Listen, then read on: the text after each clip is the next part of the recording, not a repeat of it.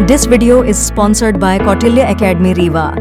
छोड़ दे हिंदल जायद कक्का सासा इनकर पहल में 2014 में स्लोगन चलाए रहे। ये एक अजूबा है जिनके पास खुद की फैक्ट्री है कुक लेट्रिन महाडरी। अरे भाई लेट्रिन साफ करे के एक कर्मचारी है बेचारे कुछ नौकरी तू खतरे में कह देवे। पंचित जनता है हमका पंचित का चाहिए काम हमारा लोगन के काम हो कौन क्षेत्र में।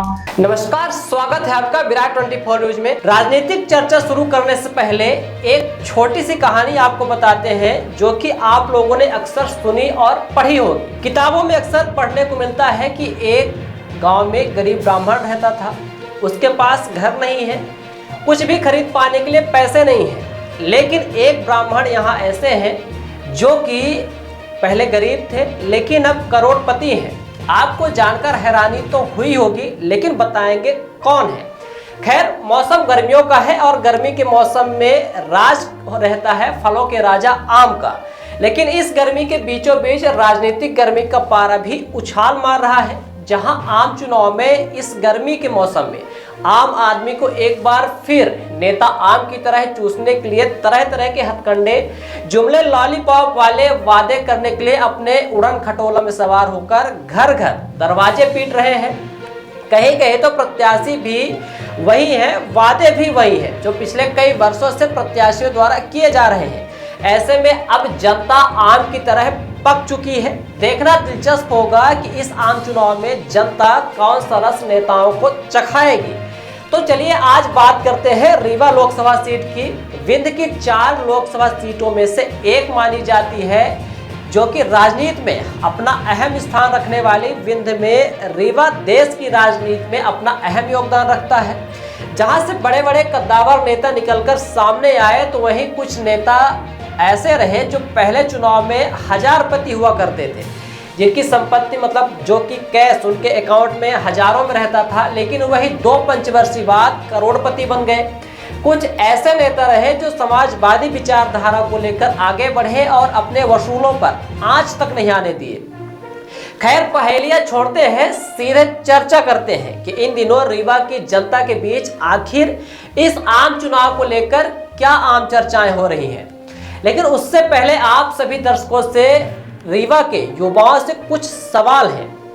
क्या रीवा लोकसभा सीट से 10 वर्षों तक सांसद रहे जनार्दन मिश्रा कोई बड़ा काम करवा पाए?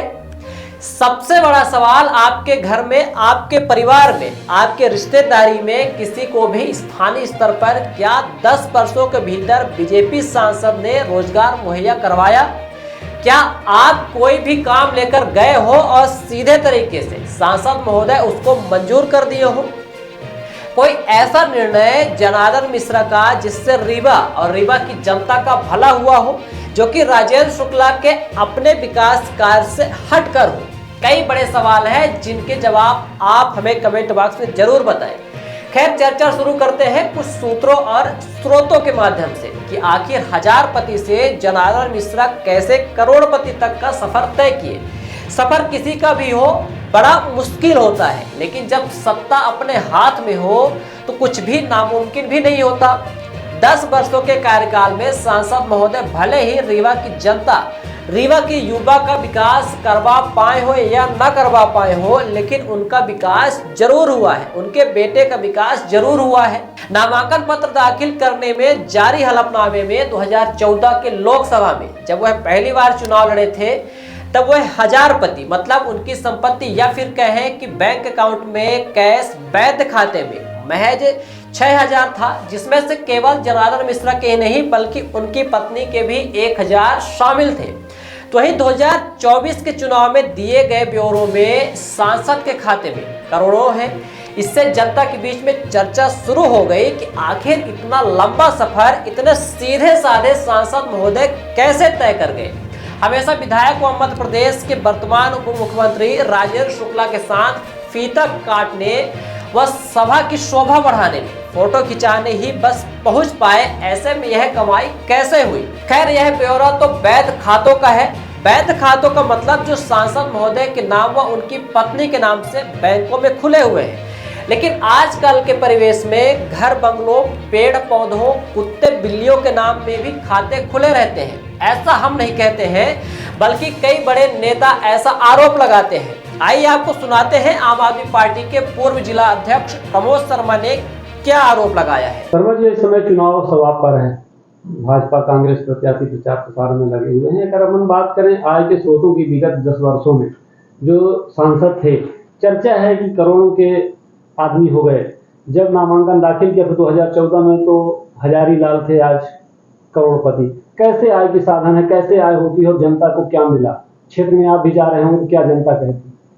देखिए, लोकसभा चुनाव चल रहा है और रीवा की मतदाता ने बहुत उम्मीद से मोदी जी के नाम पर एक ऐसे सांसद को चुन लिया जिस सांसद के अभी जो ट्रैक रिकॉर्ड है, जिस हिसाब से हम देख रहे हैं उनको, उनका एनालिसिस कर रहे हैं। क्षेत्र में जा भी रहा हूँ, लगातार सभाएं कर रहा हूँ और तो उस पर मुलाकात जब हो रही लोगों से, तो लोगों से जो है, और हमने ही आरटीआई के माध्यम से जो खुला सा प्रेस वार्ता करके हमने बताया था कि ये एक ऐसे व्यक्ति हैं जिन्होंने जो है पूरे 10 सालों में एक सांसद को 5 करोड़ रुपए मिलते हैं, इनकी निधि मिलती है और 50 लाख पर ईयर के उससे हिसाब से जो है 5 करोड़ रुपए और मिलते हैं इनको, अगर एक साल का अपन ले लिए उसको तो 55 करोड़ रुपए टोटल होता है।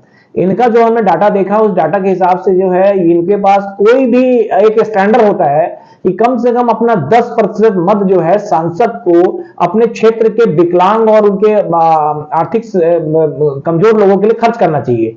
इन्होंने मात्र जो है वो उसके हिसाब से होता है 5 करोड़ रुपए। 5 करोड़ रुपए जो खर्च करने चाहिए विकलांगों के ऊपर या आर्थिक सहायता करनी चाहिए, तो हाँ उनको करना चाहिए, तो उनके जो है वो इन्होंने केवल किया 98,000 रुपए। इस बात से दूसरा जो बड़ा मत जाना चाहिए किसी भी पेयजल व्यवस्था जो है वो बहुत महत्वपूर्ण, उसमें 20% अपना टोटल करना चाहिए। मेरे हिसाब से इनको जो है 10 करोड़ रुपए उसमें जाने चाहिए थे, लेकिन इन्होंने मात्र जो है उस पर 32 लाख रुपए दिए हुए हैं। इसका मतलब ये है कि ये जो है एक जो मानवीय हिसाब किताब उसमें तो पूरी तरह फेल है। पहला काम तो ये। तो क्षेत्र की जनता जो पूछते हैं, हम बोल रहे हैं गांव में, अगर आपके गांव में किसी प्रकार का एक हैंडपंप कराया हो या किसी को 2000 रुपए की आर्थिक सहायता मदद दी हो या फिर किसी व्यक्ति को, अरे छोड़िए दूसरे विपक्ष के लोगों को, अगर इनके स्वयं के किसी को स्वेच्छानुदान जो इनका है उस पर गिन के 14 लोग हैं, वो 14 लोगों के नाम ही पलटी है, लगातार हर साल उन्हीं के नाम पैसा पलटी होता है और पूरा का पूरा इन्होंने जो है 5 करोड़ रुपए वो पूरी पलटी कर लिया है। अब रही इनके कारण धाम और क्रियाकलाप के, तो क्रियाकलाप के मामले में इनका जो है अभी जो पहला एडीआर रिपोर्ट जो कहती है, हम सभी राजनीतिक लोगों को जब चुनाव लड़ते हैं तो उसमें एडीआर रिपोर्ट होती है जो कि करता है, हम लोग जो हल्फनामा देते हैं, एफिडेविट देते हैं, उस पर लिखा होता है। ये पहले जब 2014 में जब ये वो हुए थे उस वक्त जो है इनके पास जो है बैंक में मात्र 6,000 रुपए इनके पास थे, पत्नी के पास 1,000 रुपए पड़े हुए थे।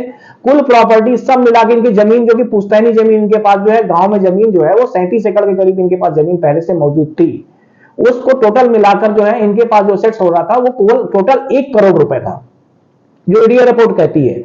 आज की डेट में अभी एफिडेविट इन्होंने किया है, उस एफिडेविट के हिसाब से ये जो है ये इस समय इस वक्त 47 करोड़ के व्यक्ति हैं, जिसमें जिस हिसाब से है तो इनके पास कई प्लॉट, कई जगह उसमें नंबर लिखा हुआ, सब जगह जानकारी जो हमने बताया था, इनके यहाँ प्लॉट है, रीवा में है, दिल्ली में है, सब जगह में है। तो इन्होंने पैसा इनका आया कहां से? तो पैसा समझिए, अभी हम गांव में क्षेत्र में दौरा कर रहे हैं, क्षेत्र में दौरा कर रहे हैं तो लोग जो है अभी सरपंच वगैरह ऐसा जगह मिलते हैं, कई जगह एक एक घर में जो सरपंचों के 8-8 टैंकर खड़े हुए हैं, उनको उन्होंने उसको जैसे जानवरों को गेहमा बांधते से बांध के रखा हुआ है।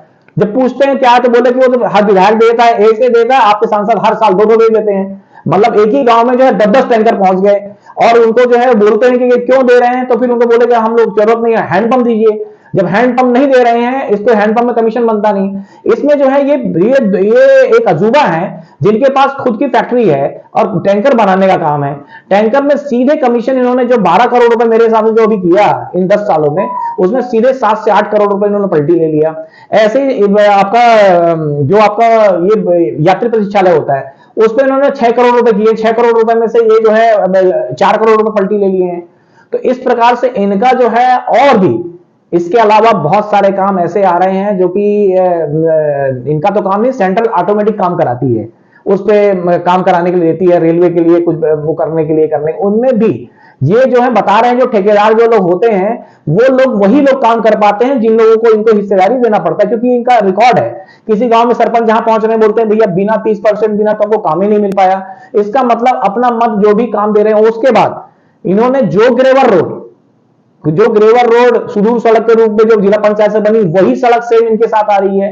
पीसीसी सड़क जो ग्राम पंचायत ने बनवाई है उसी सड़क पे इन्होंने पैसा निकाला हुआ है। मतलब कुल मिला के इनके पास जो प्रॉपर्टी आई है, इनके पास प्रॉपर्टी इसी हिसाब से आई है। इसके अलावा भी जानकारी अनुसार मिल रहा है कि इनके जो है कई प्राइवेट संस्थानों में इनके खुद के कारोबार हो रहे हैं, जिसपे इन्होंने कुछ बड़ा जगह ठेकेदारी भी शुरू हो गई इनकी। तो इस प्रकार से इन्होंने पैसा खूब बनाया, लेकिन जनता जनार्दन को, रीवा की जनता को किसी भी गांव में कहीं पर भी कोई भी व्यक्ति अभी तक नहीं मिल पाया जो बोल सके कि हमको हैंडपंप मिला। जिनके जो है वो 6 लोग इनके खुद के लोग हैं, जिनको हैंडपंप मिला भी तो उनके बाड़ी के अंदर गड़ा हुआ और लोग जानते भी नहीं हो, तो बोल रहे हैं खुद कराया इन्होंने। लेकिन जब हमने अपना कागज दिखाया कि ये हैंडपंप इन्होंने सांसद ने दिया है, तो मालूम चला, फिर उससे पूछे तो उन्होंने बोला कि 1 लाख में जो है हमने 30,000 इनको दे दिया था, उसके बाद हैंडपंप हुआ है। ये तो इनकी जो है आर्थिक जो स्थिति मजबूत हुई है, 37 से 40 करोड़ 1 नंबर दिख रहा है। अभी 2 नंबर में तो बात ही नहीं है, जो 1 नंबर शो करते हैं जो लोग बात, तो उस पर जो इन्होंने शो किया है, तो अगर इतना किया तो पता ही नहीं कितना ज्यादा धन अर्जित इन्होंने किया होगा। अब आपको सुनवाते हैं एक और वरिष्ठ नागरिक एवं मिश्राबंदी रहे अजय खरे को, जिन्होंने निवर्तमान सांसद का कार्यकाल एक निष्क्रिय कार्यकाल के रूप में बता रहे हैं, जहां पर केवल फीता काटने, टॉयलेट साफ करने, ट्रेनों को झंडी दिखाने के अलावा शायद ही कोई बड़ा कार्य किए होंगे।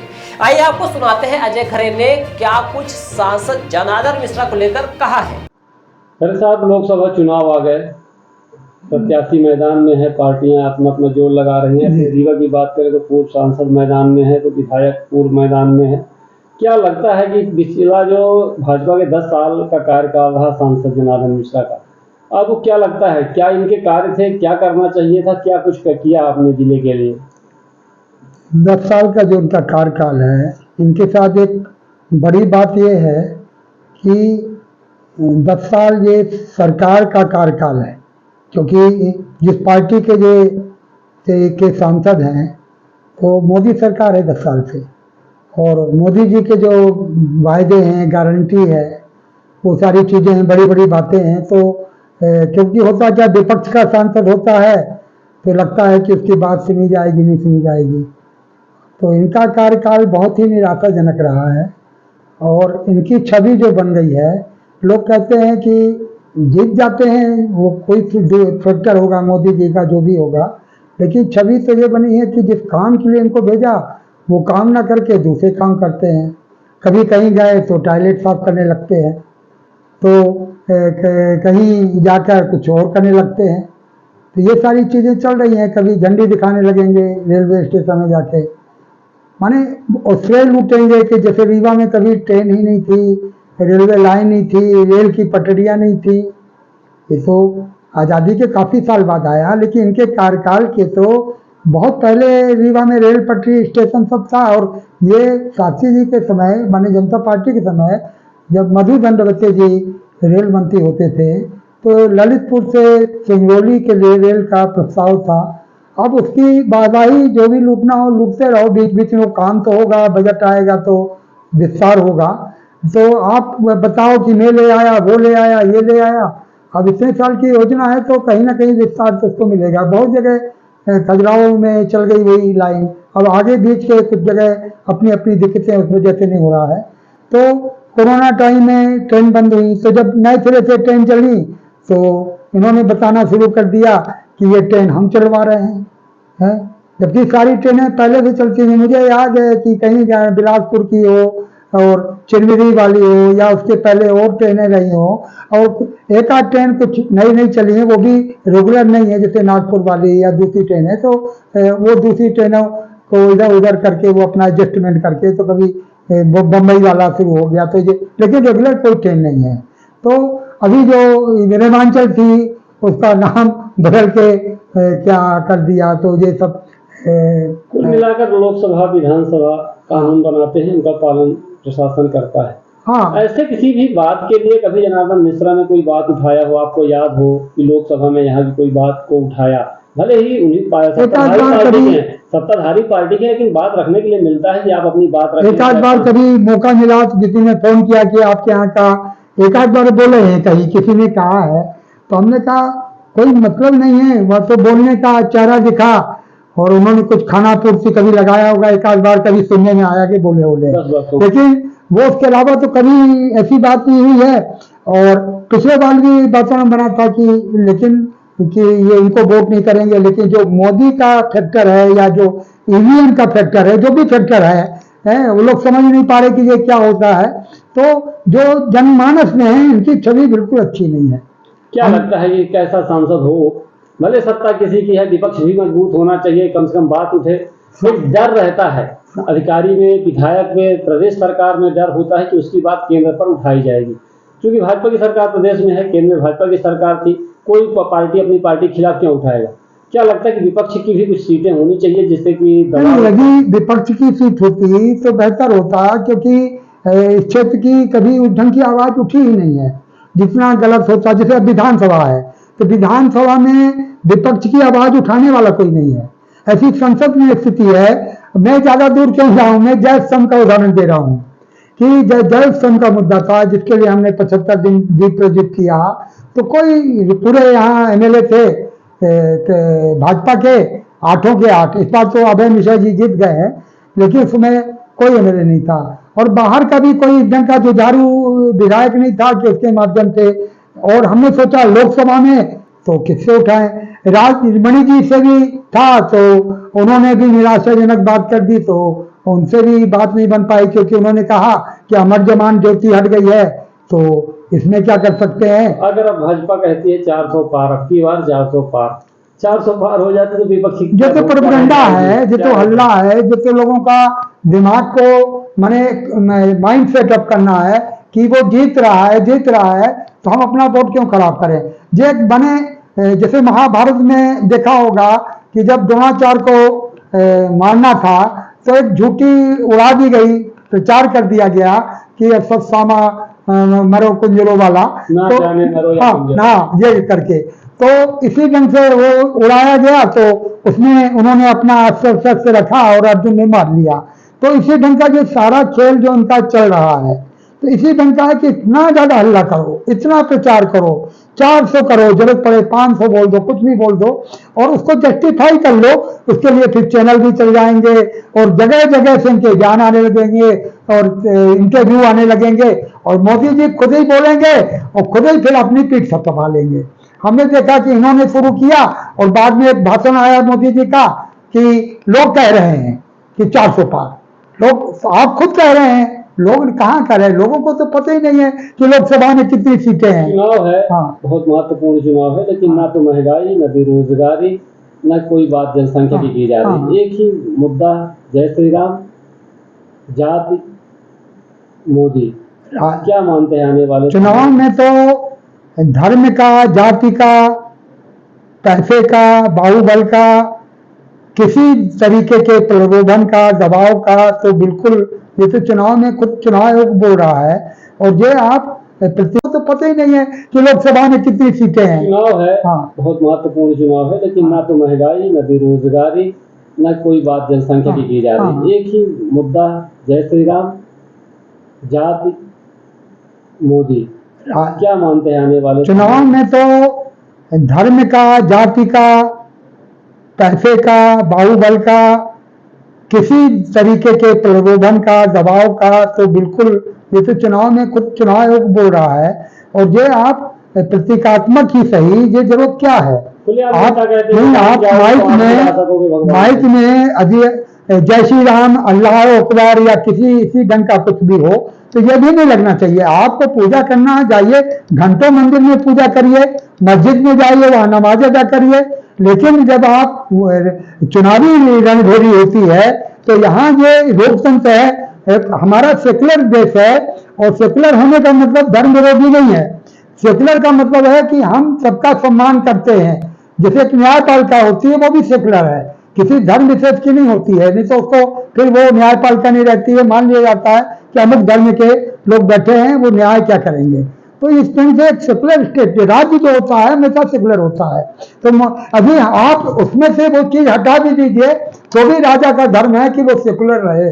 आपको जबकि आप प्रचार कर रहे हैं, जैसे मैं हूं, मैं गर्व से कहूंगा कि मैं सेकुलर हूं, है, मैं किसी धर्म का हूँ, किसी जाति का हूँ, वो सेकेंडरी है। पहले मैं एक सेकुलर हूँ, मैं सबको लेके चलूंगा। तो ये इस चुनाव में कोई मुद्दे नहीं रहते ना, चुनाव में मुद्दे दिखे नहीं गए हैं। चुनाव जिस जंग से लड़ा जा रहा है तो मुद्दा विहीन चुनाव हो जाता है, जबकि सबसे पहले मुद्दे रेखांकित होना चाहिए।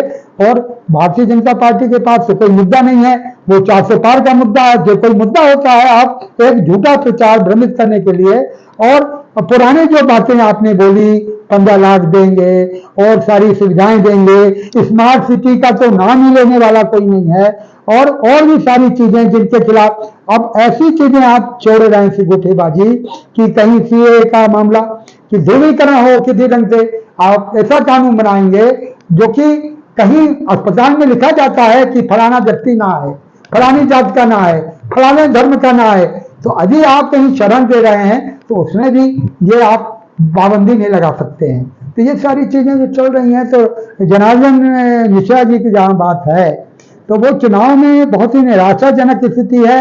अब लोग उनके बारे में धारणा तो अच्छी नहीं है, अब पता नहीं कौन से फैक्टर चलेंगे।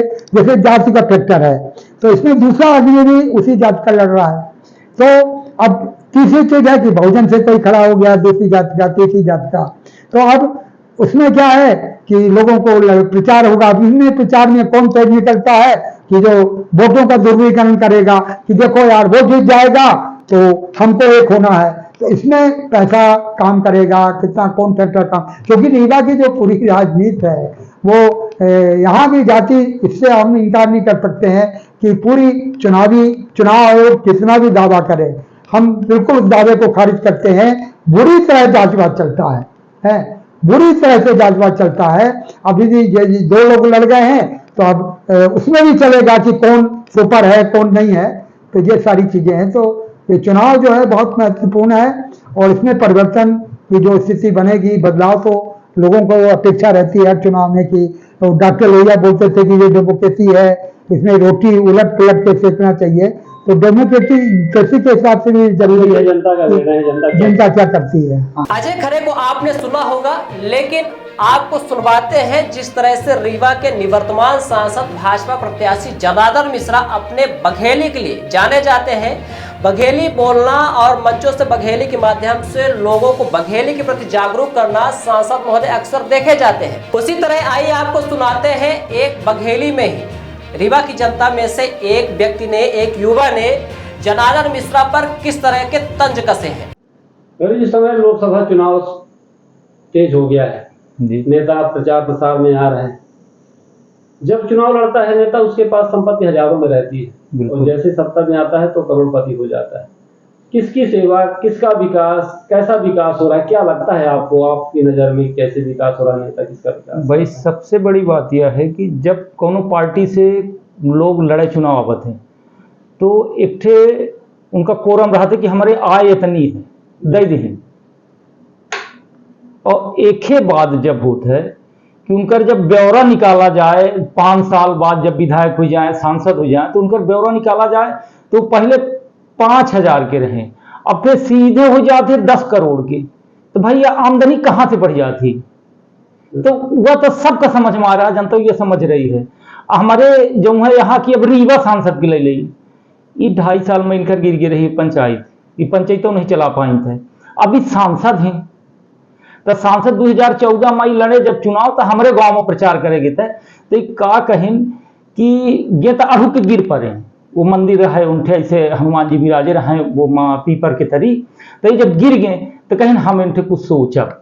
अब फिर लास्ट में जब उठे तो कहीं एक ठे इनका नारा रहा, मार दे पायडिल छोड़ दे हिंदल जाद कक्का सासा, इनका पहल में 2014 में स्लोगन चलाए रहे।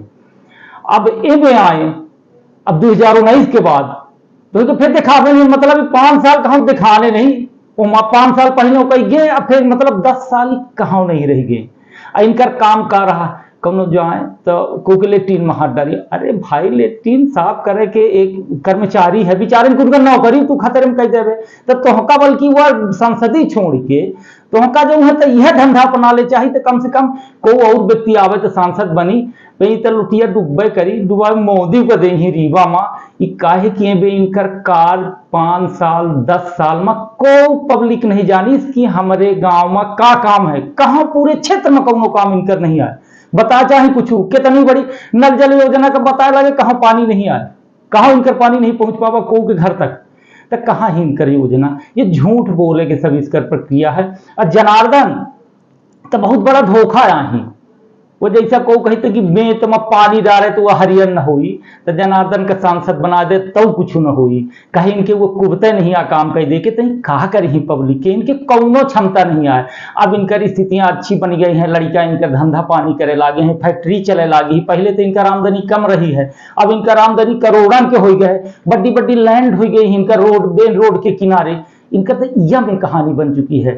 तो इनका जो देखा जाए कि हम रीवा के जनता से अपील करे चाहत कि अगर यम में सांसद चाहिए कि जौन को के गांव में कौनो काम न करवा पावा हो, 10 साल बीच में को के पहुंचा न हो, को के मरे जरे में न पहुंचा हो, तो ऐसा सांसद बनावे से हमें पंचे का मिली का।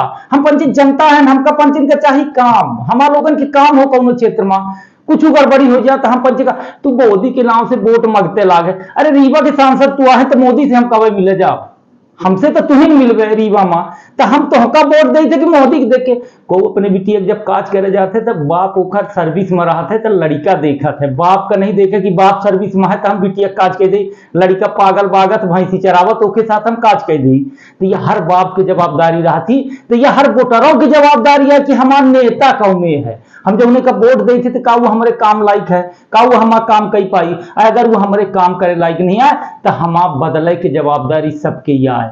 तो इनका हम पंचायत सबको मिलके बदला देवे, कहो कौनो सूरत में न जीत पाई, इनसे तो हाथ मिलावे में जे को इनसे हाथ मिलावत हो तो का संकोच लागे चाहे कि लेट्रिन में ऐसे हाथ डाले रहे।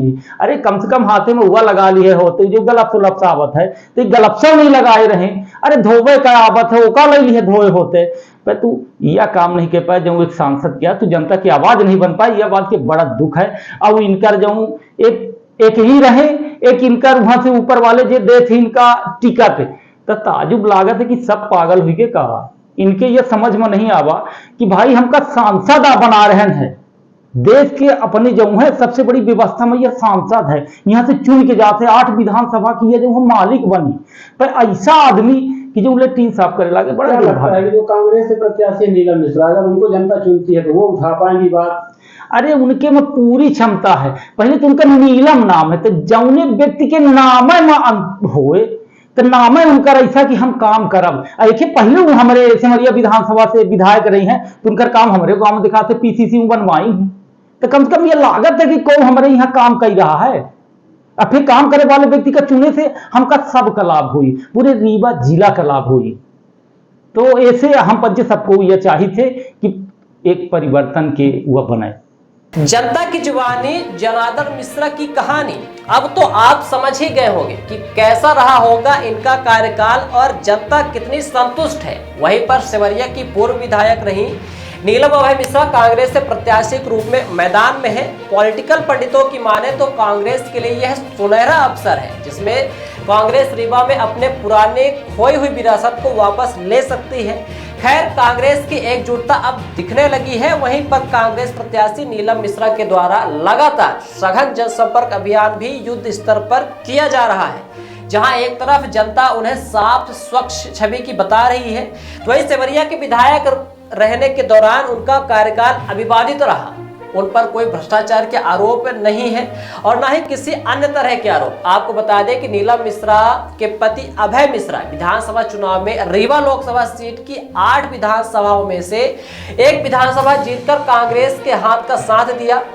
वहीं पर कांग्रेस एक बार फिर से भरोसा जताते हुए नीलम मिश्रा को मैदान में उतारा है। एक तरफ पूर्व में जिला पंचायत अध्यक्ष रहे अभय मिश्रा की पकड़ पूरे ग्रामीण इलाकों में है, गांवों तक है, तो वही बीजेपी की लहर में विधायकी जीतने का संदेश भी अब देखना दिलचस्प होगा कि जनता क्या तय करती है। क्या जनता के जनार्दन 10 वर्षों तक उनके वादों पर खरे उतरे या नहीं, यह तो जनता ही जाने। क्योंकि स्थानीय स्तर पर साफ तौर पर कहा जाए तो रीवा में ना ही राम मंदिर कोई मुद्दा है, यहाँ मुद्दा है तो सिर्फ रोजगार का, जहाँ सिर्फ और सिर्फ जनता को यह ध्यान रखना चाहिए कि उन्हें 10 वर्षों के कार्यकाल में उनके घर के युवाओं को, परिवार के युवाओं को कितना रोजगार मिला है, शायद जुबान से ना ही निकलेगा। और रीवा की जनता और युवाओं को मिला है तो सिर्फ और सिर्फ फोरेक्स का नशा। खैर, चुनावी परिणाम को लेकर यदि देखा जाए तो रीवा की राजनीति में कभी भी राजनीतिक पंडितों की ज्योतिष सटीक नहीं बैठी, क्योंकि रीवा अक्सर अप्रत्याशित परिणाम के लिए जाना जाता रहा। जनता किसी को घर बैठा देती है तो किसी को शून्य से शिखर में पहुंचा देती है। वहीं पर रीवा की जनता के पास एक सुनहरा अवसर है जब उसे एक महिला सांसद चुनने का मौका मिला है। अब ऐसे में जनता क्या तय करती है वह तो वही जाने। ऐसी तमाम राजनीतिक खबरों एवं अपने आसपास की छोटी बड़ी खबरों को देखने के लिए बने रहिए विराट 24 न्यूज के साथ।